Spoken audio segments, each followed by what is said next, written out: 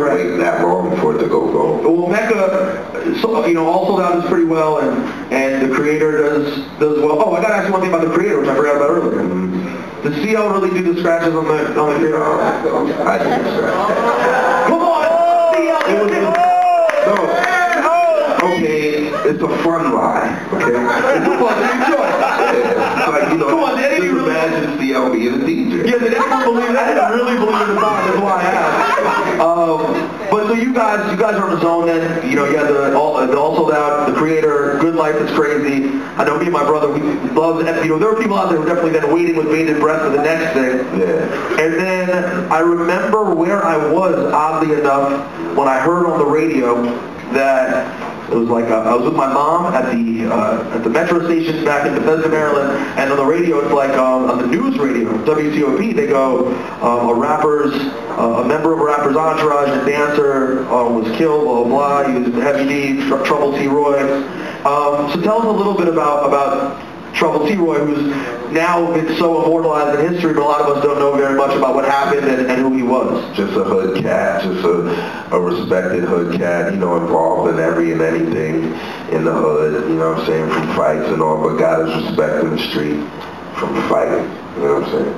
And one day he seen me get my ass kicked, but I was getting jumped, you know what I'm saying, because I ain't no sucker, I get it, you know, but, you know, you gotta get your ass kicked a few times, you know, and he saved me, you know what I'm saying, and made me fight the dude one-on-one, and I won, you know what I'm saying, so, like, things like that, I was like only 13, and, you know, he used to just, you know, take me in the street and see what it is, like, you want to do this or you want to do something positive. And quickly, I made the decision to do something positive. Yeah, I mean, I'm built for this music thing. Yeah, you know, I done seen a couple of my friends go down in the street, you know what I mean? You know, I just said, you know, put my energy into music. What do you remember? I mean, I never heard you speak on it. If it's too personal, it's fine. But I never really heard many people speak about the night that he passed. It was sort of a freakish thing that happened. Yeah, it was crazy. Kid and Play had a road manager that they had. I actually forgot his name, but you know, he was a cool cat. We were all cool. I wasn't on the road at the time, but they were actually. I don't know how it could have looked, but they were 20 feet up from the ground, you know, stage or whatever. They was playing, throwing empty garbage cans at each other. That's the type of dude he was, you know what I'm saying? Like, if you catch you slipping, like sleeping, put Tabasco sauce in your mouth or hot pepper or something. Like, you open the hallway door to your hotel and a garbage pail full of water just falls right on your feet. You know, I used to do shit like that. But, yeah, man, it was, you know, he was on the stage and they were doing that, playing around, and he was near the edge of the stage and slipped and fell 20 feet, man. And died just from that. Yeah.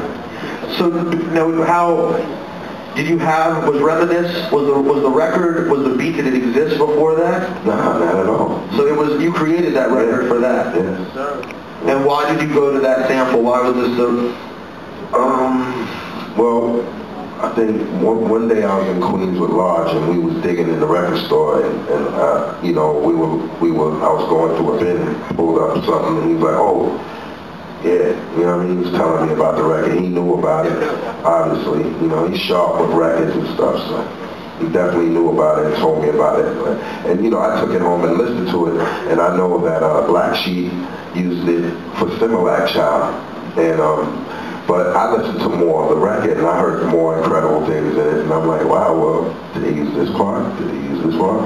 And I, you know, heard the bass line. I was hearing like the instruments being played instead of just a hot sample. I was listening to how they were playing in the actual record, and just you know, experimenting, played around with the 950, the Cotton 950 at that time, because it had the best filter at that time. You know, the SP has a filter, but it's kind of trash. You know what I mean? So, but and just started playing with the song, like taking parts from it and fucking with the beat. But the bass line, that's where it started first. It started with the bass line.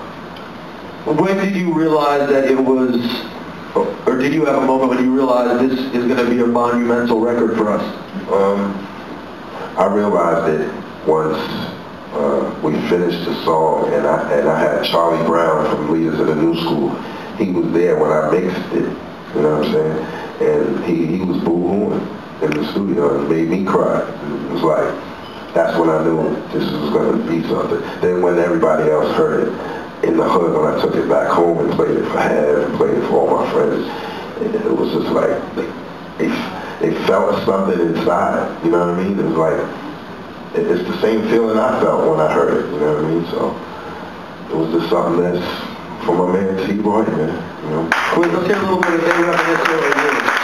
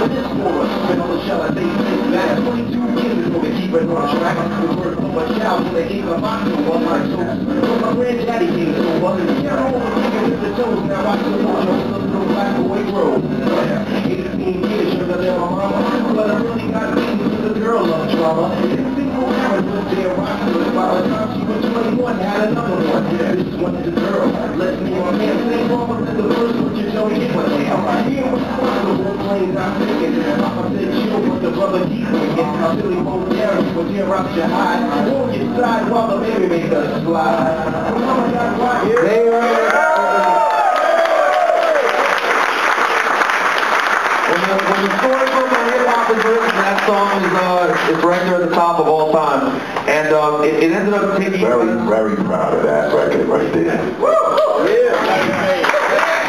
It took you someplace else. I mean, it really took Pete Rock and T.R.O.Y to a different place. Yeah. That was the signature for us as a group. That song right there. I don't care what nobody said. And while we're at it, I want to say rest in peace to my brother Dave Ellis, who I did radio with back in Maryland, who was a huge hip-hop head. Now, y'all can make the noise for Dave Ellis, so you would love him to around. He was he's actually one of the first hip-hop bloggers years before it even existed. He had a website called Some Ish I wrote that was big on the web in Jersey. And I remember when he passed away in the early 2000s, 2004 or something, he passed away. And I hit up my man Adema at the radio station. I was like, yo, can you mention, you know, whenever that happens, it's like the hip-hop shit kicks in. He's my brother through hip-hop, so I was like, yo, my man passed away, can you shout him out? And a lot of people heard him play Reminisce for D. Ellis, and it's like, I can't imagine how many people have had that experience, and that's the record that you forever associate when someone in hip-hop falls. It's not I'll be funerals, weddings, I mean, that song has been played everywhere. Bar mitzvahs, all that shit. You weren't at my bar mitzvah. Now I'm playing. I'm not playing. It actually probably was played at my bar mitzvah.